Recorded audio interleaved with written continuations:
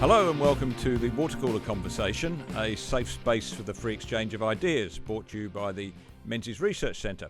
I'm Nick Cater, the Executive Director of the Menzies Research Centre, coming to you today from our office in a sad and empty Sydney CBD, where the lockdown continues.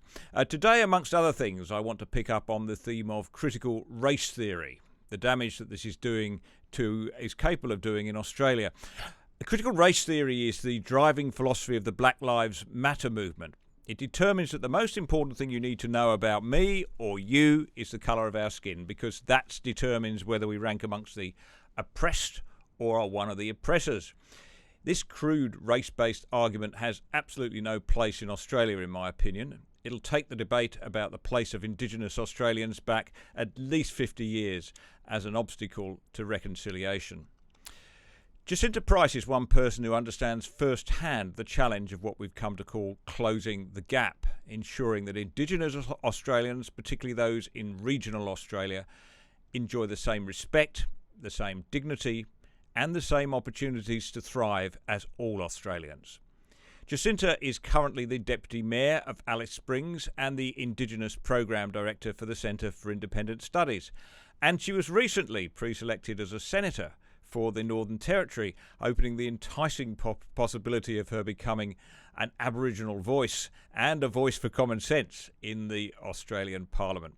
She joins me today from Alice Springs. Jacinta, welcome back to Water Cooler. Thank you very much for having me.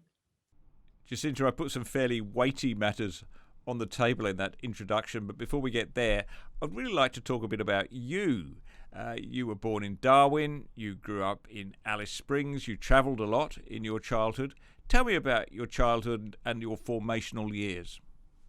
Oh, well, I guess where do I start? Born, my parents were living on Melville Island when I was born, up on the Tiwi Islands. And so I guess I have a connection to a lot of the Tiwi people. They regard me as their family. Uh, According to them, my baby spirit comes from a crocodile dreaming place. So I have crocodile dreaming from the top end, as well as deep saltwater dreaming, Irikape or Chikabanga in Tiwi, and my Tiwi name is Spangmo. So I've got those connections from there. And of course, my mum's Warlpiri. So for us, our country is northwest of Alice Springs, the Tanami Desert area. My mother's from Yuendamu, which is 300 kilometres northwest from Alice Springs. Dad, of course, is a Newcastle lad, born and bred New South Wales. And I guess, I like to claim that, I like to say that Dad's got pig iron and coking coal dreaming, and so therefore I'm sort of connected to that part of the world in those ways. So yeah, I was born in Darwin as they were teaching up there, and then they moved to the Kimberley to a place called Nunkanbar near Fitzroy Crossing when I was probably 2 years old. Actually, I think I was a little bit younger. By the time I was 3, they'd made the move to Alice Springs, and I guess I've been here ever since, apart from living for a brief while in Darwin when my children were young. But otherwise, I've grown up in Alice Springs. I've been very much connected to the community, Yuendamu, and many other surrounding communities throughout, as someone with Warlpiri heritage, where our family members stretch right across. Of course, I've talked about the Tiwi connection, but I have Aranda family and Luricha, Arangu family, just connections all over the Northern Territory. And my parents did a lot of travel as well when I was a kid. We travelled a lot around. I'd been through every state in Australia by the time I was 6. And I'd been around the world by the time I was 12 on a family holiday. My parents saved up for. We did 3 months together, going to Africa and throughout Europe and America. So it was. I guess I'm pretty blessed. I had a pretty blessed childhood, being able to see this country as well as see the world as well. But I've done all my schooling in Alice Springs, and Yeah, I'm still here. I can't escape the Northern Territory no matter what I try to do. Yeah, we might come on and talk about a bit more about Yundamu and about your mother briefly in a minute. But I don't want to embarrass you, Jacinta, but it was only when we were researching for this session that I realised that you had a background in television. We might have a look at that. We're just going to play you an extract now. Right. Hey Playtimers, I've got some fantastic news. Yamba and Jacinta are heading out and about on their roadshow, cruising through the Northern Territory and Central Queensland this April.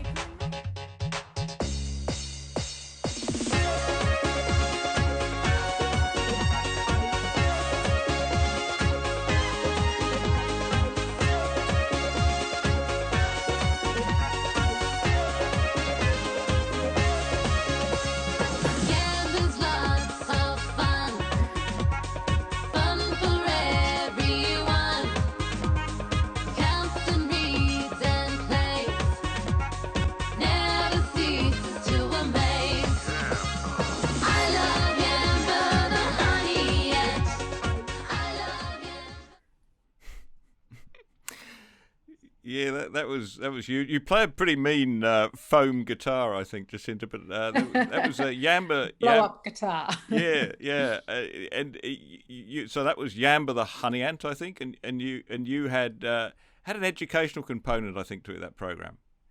Yeah, so I worked with Yamba the honey ant for about a decade through firstly with Imparja Television.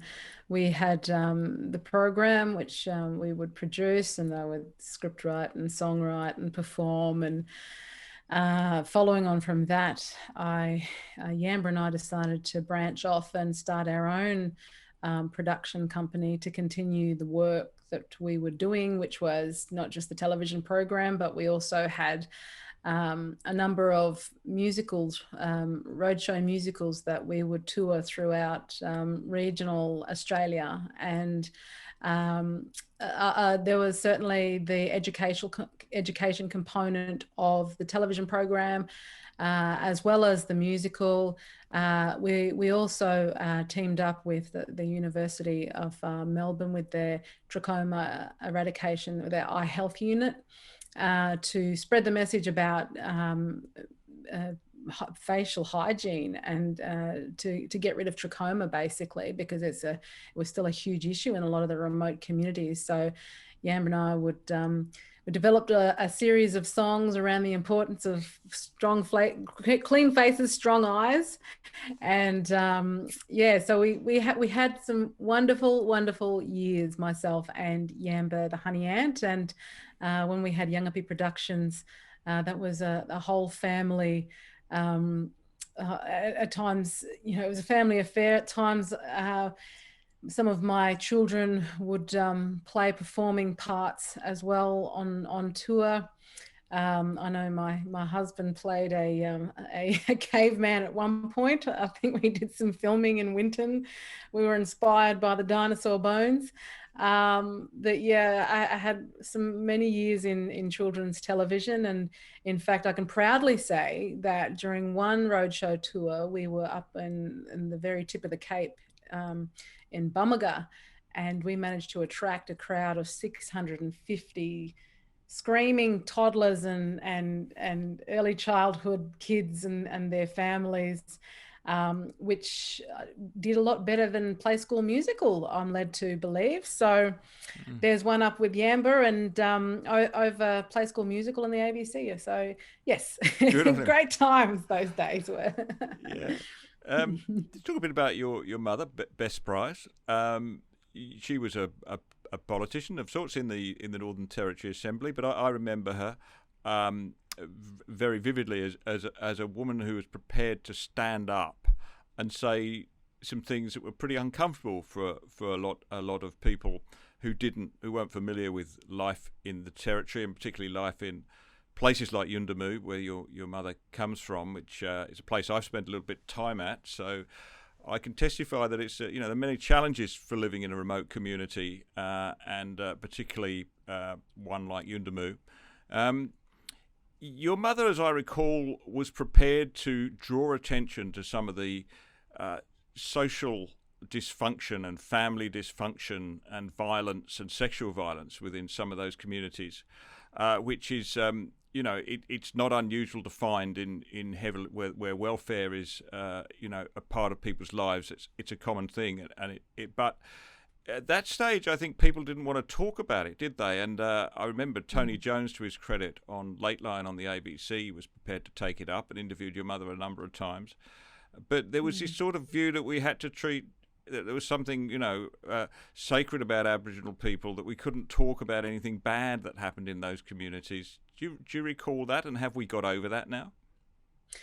I don't think we have entirely got over it. And yeah, I mean, in a traditional context, I grew up very much being taught that you don't talk about what's really going on, because if you did talk about what's really going on, you could very well upset, perpetrators, really. And when you upset a perpetrator, then you're at risk of being attacked violently. And so you're always taught not to say anything about the reality of what's going on. And my mother was a victim to her first husband. And if she hadn't left him, she strongly believes that he would have killed her eventually. And I think having had that experience, having my mother having gone through that, and the fact that we've witnessed so many people in our family being killed at the hands of others, mostly women, but also men, I think we just got to a point where we had to, Mum particularly had enough and just wanted to tell the truth about what was going on. There were lots of conversations going on nationally, but nothing that we could hear was actually telling the truth as to what was really happening. And Mum wanted to set the record straight in that regard, and she was a bit of a, it was hard for her coming from a place like Yuendamu. She was promised to become the second wife to her older sister's husband. And at 13, her older sister would often in the evening would come looking for her to take her to their camp to live and take on a wife's apprenticeship, if you like. She would rebel and run away.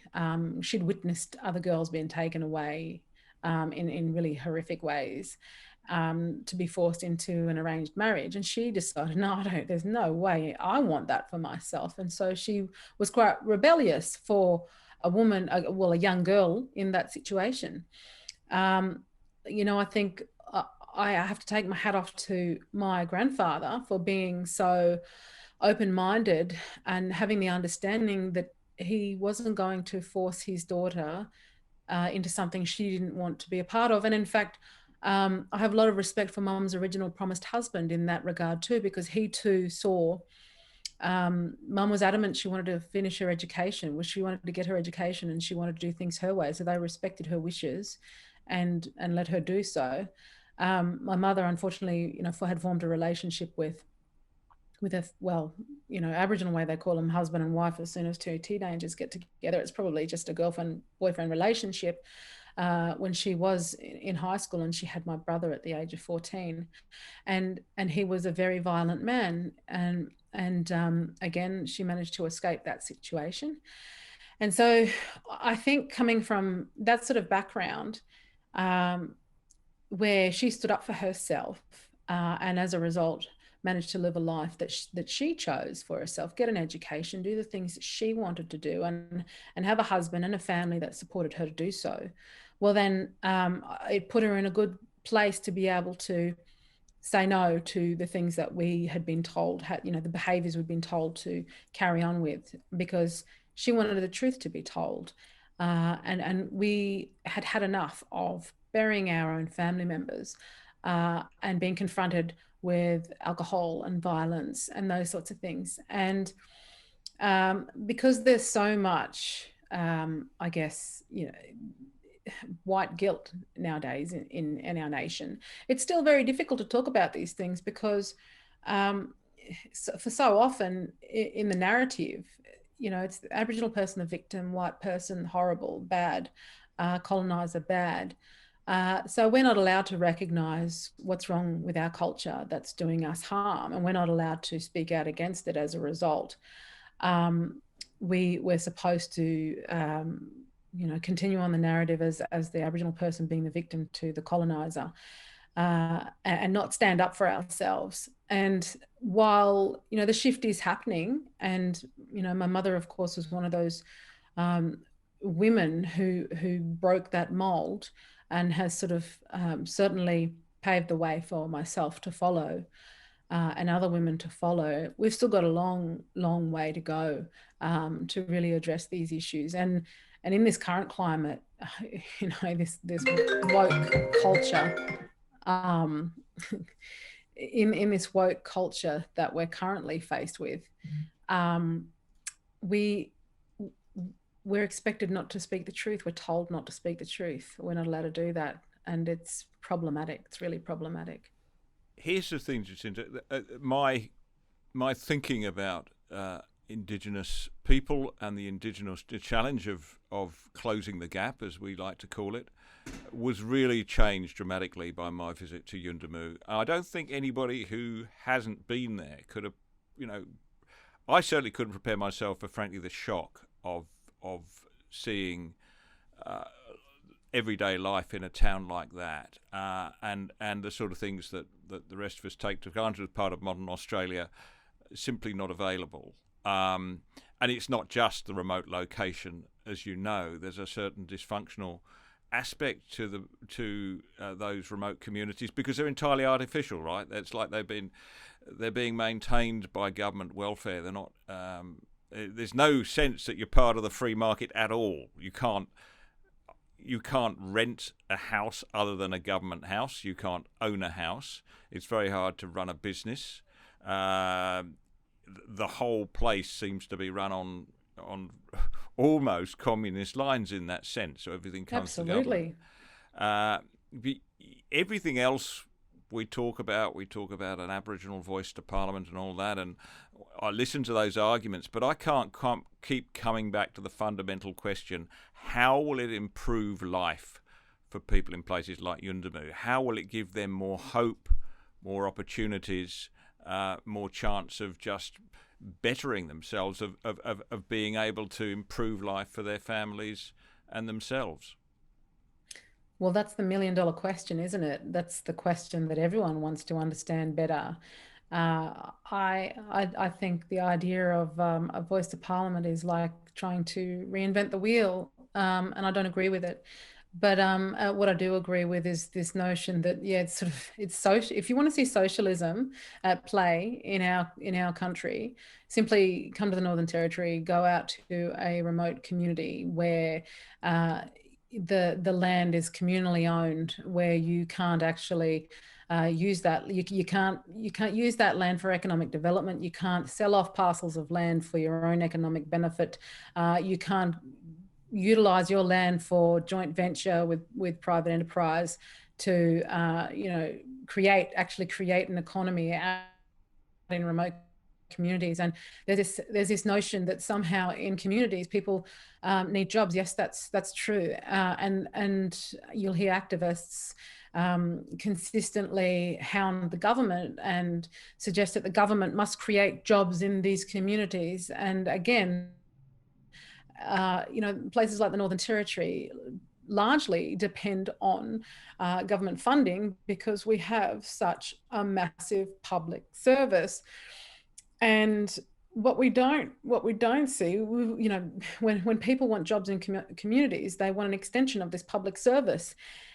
Instead of looking at supporting and encouraging Indigenous Australians to be able to set up their own businesses in remote communities, create the jobs for themselves. I mean, you can go to a remote community, they don't have a butcher and a mechanic and a baker and all those things that we take for granted in other parts of the country. You don't have private home ownership, which is a human right under the UN Convention. So why aren't we allowing for traditional owners in remote communities to have to own their own land, to build their own homes, therefore have a sense of responsibility for the housing that they're living in, instead of this constant dependency on government, on welfare, on public housing, which is clearly actually taking away agency from remote Indigenous Australians. It's taking away their meaning for living. I mean, every single human being finds purpose from making a living, supporting themselves and supporting their own families. But we're in 2021, and this isn't happening in remote communities because this welfare dependency has taken place. I mean, we have Aboriginal organisations who have become part of that. We have, as far as I'm concerned, land councils in the Northern Territory control Aboriginal people's wealth, Aboriginal people's traditional owners' country, and traditional owners themselves don't have real control over their communities. The control is in the hands of lawyers and anthropologists and these land councils. And for such a long time, the leadership, governments past have not been game enough to actually make any changes. So I don't understand how a voice to Parliament is supposed to actually make these changes happen. And I don't see how that's supposed to happen from a grassroots point of view, especially when this voice to Parliament is being driven by peak Indigenous bodies. And these peak Indigenous bodies aren't people who have been democratically elected to represent Indigenous Australians. So you can't actually, you can't believe that they actually represent Indigenous Australians, and particularly grassroots Indigenous Australians. The best opportunity that we have is what we already have in place. We've got a parliament, and we've got a democratic process to elect members to Parliament, and the numbers of Indigenous people going forward as elected representatives is growing. So we have to ask the question: well, if we've had Indigenous people in there already, what are they doing as the voice of Indigenous Australians? Are they doing a good enough job? Why do we look at Indigenous leadership and choose not to use constructive criticism about their performance and question? There's this fear to actually question Indigenous leadership because one might be called racist if one does so. But if you don't hold every single Australian to the same standard, you're never going to get people. You're never going to get a true equality. You're never going to have people reach for the same standards. And there's a lowering of standards that goes on for Indigenous Australians that non-Indigenous Australians very much accept, because the threat of being called racist is far worse than actually saying, well, hang on a second, these are fellow Australians. We must all hold one another to the same standard. If you do it for your own family member, why wouldn't you do it for a fellow Australian? Or why would you not do it because of the colour of their skin? The tyranny of low expectations we talk about, don't we? This idea that, Aboriginal people don't have the capacity somehow to perform in the same way as white kids do. And a story comes back to me from my time in Yuendumu when I visited the school at about 10 in the morning, and there were, I think, maybe 3 kids in the entire school. And when I asked somebody about this, they said, well, you have to understand, Indigenous people have a different sense of time, and they go to bed in a natural rhythm, so these kids can't get up in time. And I thought, goodness gracious, I mean, what a disservice you're doing for kids if you're finding excuses for them not being in the one place in that whole town that could really give them a leg up. It's across the board, this nonsense idea that somehow Aboriginal people are different I mean, if that was the case, if in fact they had a natural rhythm, they'd be up with the sun and down to sleep with the sun. That was how we did it back in the day. So there's always this excuse making going on. It's like the argument that I've heard. So there's a group of grandmothers against removal with regard to ensuring that less Aboriginal children are put into foster care. Now, my idea of, well, if we don't want to stop that from happening, then we have to have responsible people take care of these children. But the grandmothers want to do things like throw a bunch of mattresses on the ground and have 15 children sprawled out on the ground. And that's their idea of caring for these kids. That's how we do it Aboriginal way. That's what as the saying goes. Well, as far as I'm concerned, that's not good enough. And that standard isn't good enough. And there is a standard for a reason. And every single child should have their human rights upheld to that standard, regardless of the colour of their skin, regardless of their cultural background. If they're Australian citizens, they're Australian citizens. So let's stop lowering these standards, particularly for Aboriginal children, when clearly we have the highest rates of child sexual abuse. Our children have the highest rates of STIs. They experience violence far more than any other kids in this country. So therefore, clearly, these lower standards are not working for our kids. And to me, it's complete racism to lower these standards for Indigenous children and call it culture. It's not culture. And the argument that poverty is what leads to these circumstances. Well, you can go to other parts of the world where there's poverty exists, but people living in poverty still maintain their dignity and the dignity for their children. They still push hard to ensure that their children are educated so that they get out of that poverty. We're not seeing that in Australia. We're not seeing that because we've got this lowering of standards. We've got the fear of being called racist. We've got a lot of Indigenous activists who are pushing against lifting the standards for our children, and it's just not good enough. It really is not good enough in 2021 for any Australian child to be subject to these standards that are there, that Indigenous kids have to put up with. In Australia's colonial history, there's much in there which was much that's good, but obviously terrible things that happened during that period. But it seems to me that by focusing entirely on that as the source of Indigenous disadvantage and misery, and not focusing on these other aspects, we're never going to really learn the lessons and recover, are we?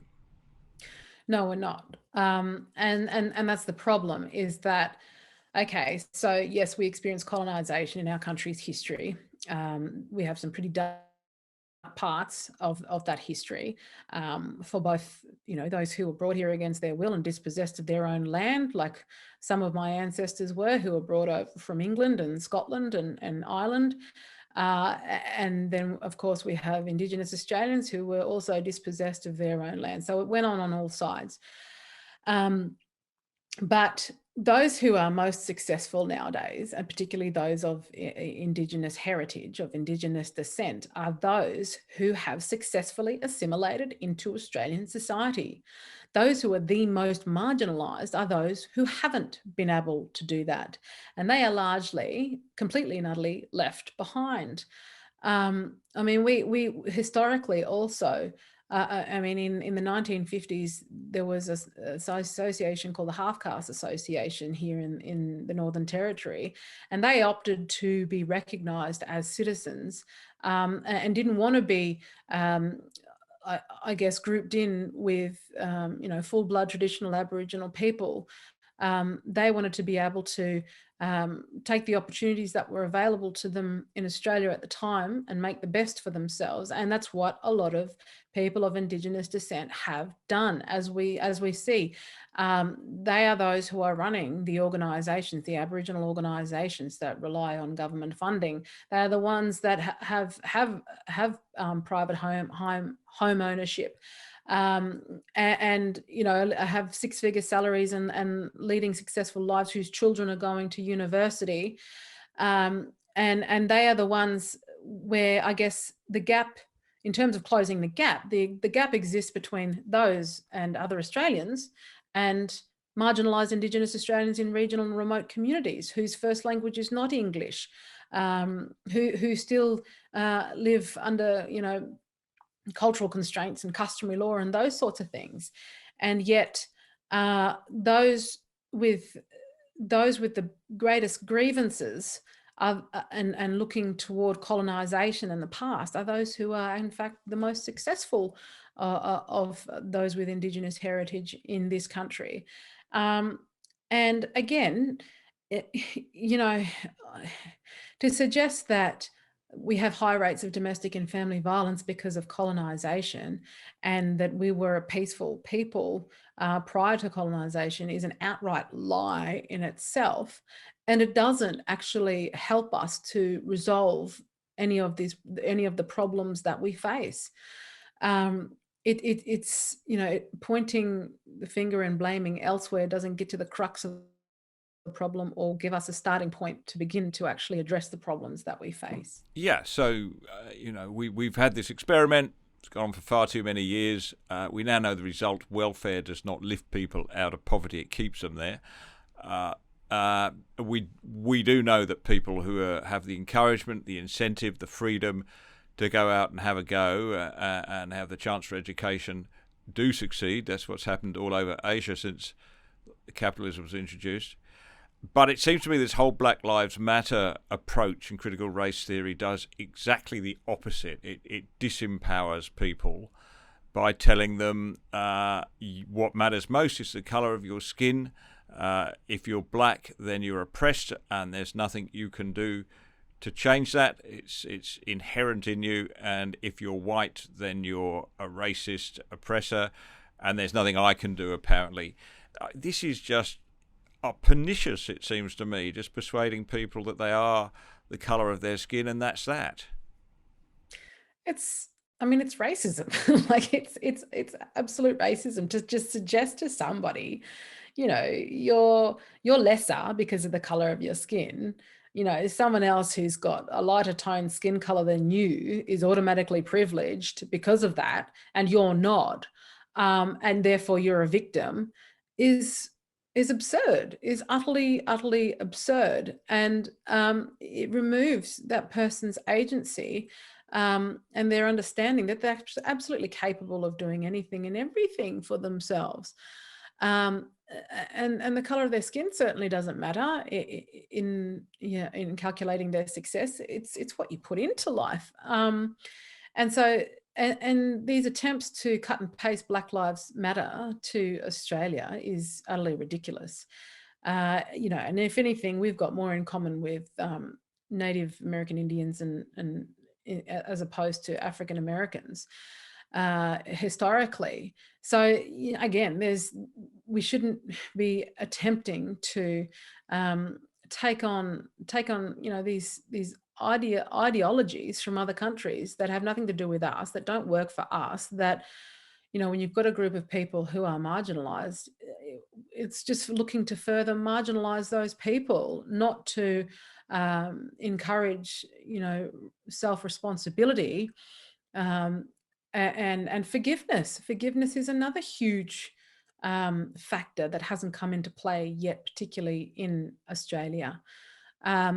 Those things, taking responsibility for oneself, for one's own life, is an act of freedom, is the ultimate freedom, is giving yourself opportunity and choice and saying, I can do this no matter what my background is. I mean, if for a minute I ever considered that somehow the color of my skin was a detriment to me, it just doesn't compute for me personally in that regard. I mean, I consider my circumstances, as an Aboriginal woman. Sometimes I sit back and I think, oh yeah, I'm I would consider myself an Aboriginal woman, but that for me, it's about having been a human and applying the hard work to get the results that you want and getting back up again when you've been knocked down. And that's how you get the rewards. That's how you get somewhere in life. And if I look at my own circumstances, I've been knocked down plenty of times, but I get back up, and I meet people one-on-one as just that, people, as other people, as human beings. So the divisiveness of identity politics is detrimental to any human being. So you've been pre-selected for the Senate. Marvellous. You're following in the footsteps of the great Neville Bonner, who was the first Indigenous person to serve in Parliament. He was entered Parliament almost 50 years ago exactly. As you know, Jacinta, we were planning a great gala dinner to celebrate this occasion, and we are, but we've had to put that back till later in the year. But anyway, Neville Bonner was like you, was standing for the Liberal Party, or the Country Liberal Party in your case, and he said that he told of an encounter with Bill Hayden, the former Labor leader, who took him to task because he said, look, Labor represents Aboriginal people, and he said, I'm sorry, I'm a member of the Liberal Party. He wasn't actually, but he joined the next morning. Just offended that somebody should assume he votes one way because of his ethnic background. That's exactly right. It's utterly ridiculous. And I feel incredibly, I'm incredibly blessed that I've been pre-selected 50 years from the year that Neville Bonner first was sworn into our federal parliament. That is very significant for me and very moving for me, in fact. And he was an incredible, it's almost like he was, before his time, but what he was saying back then, resonates hugely with me now, and is just as important now as it was back then. I mean, Neville was all for Indigenous Australians having equal opportunity just as everybody else, private home ownership, being economically independent, standing on one's own 2 feet. These are all the things he stood for and fought for. And rightly so, he should be insulted that it would be assumed that you belong to the left. That's what disgusts me about the left thinking, is that as an Indigenous person, you're supposed to belong to the left and to Labor. And Labor pretend as though they have been the champion for Indigenous Australians, when a lot of significant elements of what took place in our country's history were opportunities created for Indigenous Australians were created by coalition governments. The referendum was a coalition government initiative, the Land Rights Act in the Northern Territory. There's a raft of measures that a coalition government implemented to benefit Indigenous Australians.